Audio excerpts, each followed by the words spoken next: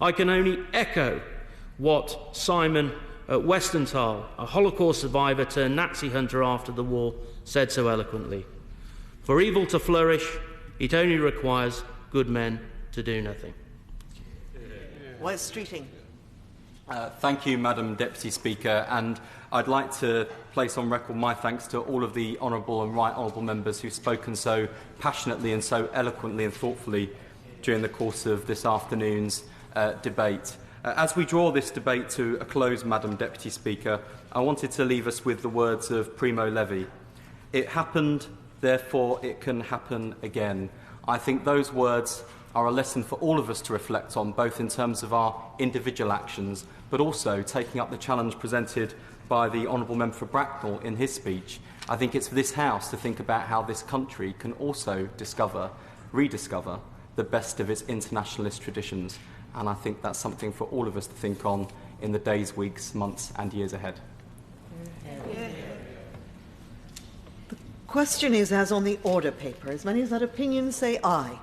Aye. Of the contrary, no. The ayes have it. The ayes have it.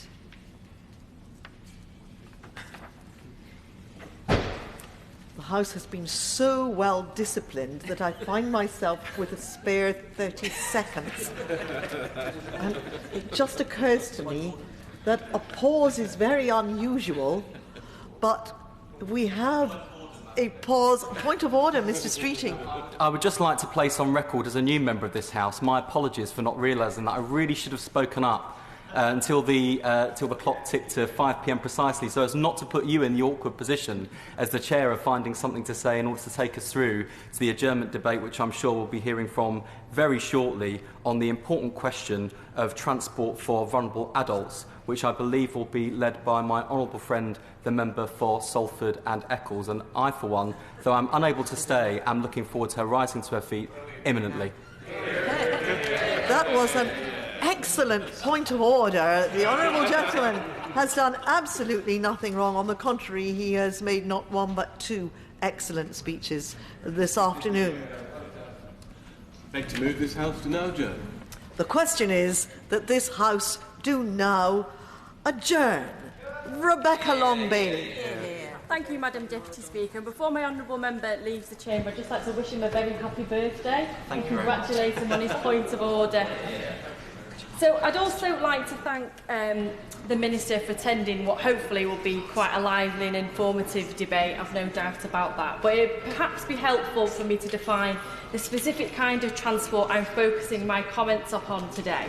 Now, adults with special educational needs often attend day centres or schools, and until recently, many councils have provided accessible transport for the most vulnerable to access these facilities.